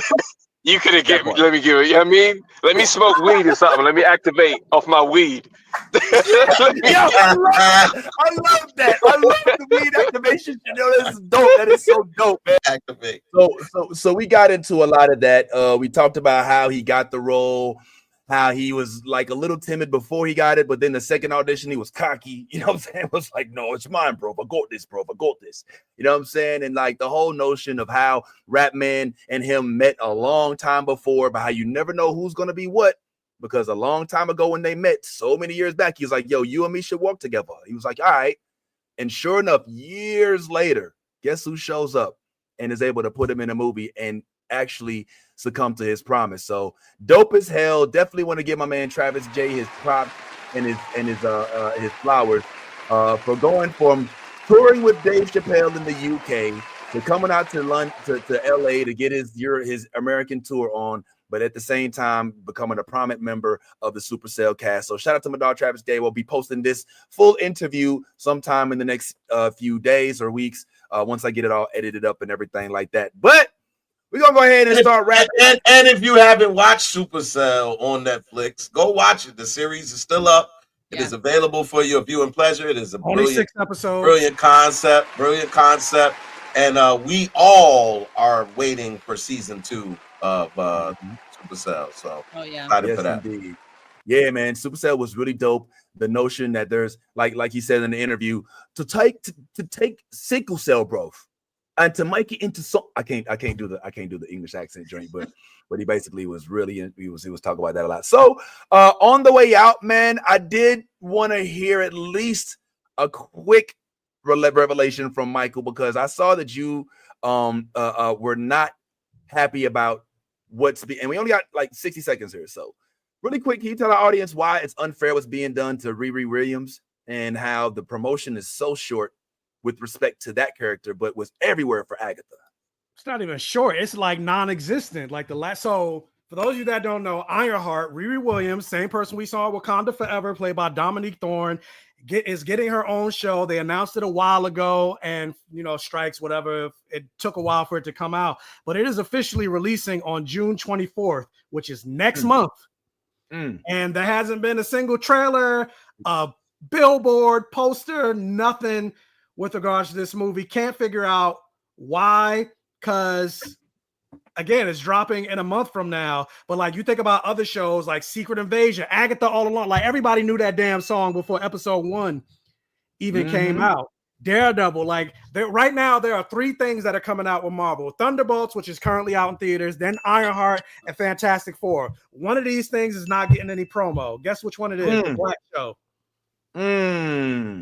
And you would think with Ryan Coogler being the executive producer and the fanfare and praise that he's currently getting in theaters with Sinners, you would think they would be leaning heavily on from the executive producer by the creator of Sinners and Wakanda Forever and Black Panther. Like they'd be leaning into that. And the fact that the movie or the show is show ran by 2 Black women. Wow. Something that doesn't happen often. Like, why? What are we doing here? Somebody was like, oh, well, maybe it sucks, and that's why they don't want to promote. Secret Invasion was fucking garbage, and yet they still promoted the hell out of that. Yo, look, let's let that be that's the final Thanos snap right there. Let that rest on your laurels as you guys are getting ready for the release of Ironheart. How we haven't been seeing it, and you would see things that they want to be promoted, and watch them come out and be like, "Oh, we ain't giving it a season 2 because it didn't nobody watched it." But it's like y'all ain't promoted, and I'm not saying it's gonna be good. It might not be good, but still, at least give it a promotional. Past this so long, most of the Disney Plus shows have disappointed me by the end. Yeah, but y'all still put money into this show, and you should still promote it and at least give it a chance because it also might be good, or it could just be okay. And if it's okay, that's okay.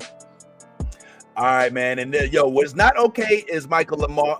Is Michael, my dog Michael. I don't know why, but we gotta hurry up and finish listening to Jimmy. Y'all to the stuff you being fake, and if you not being so, go ahead, make that Geek Fly.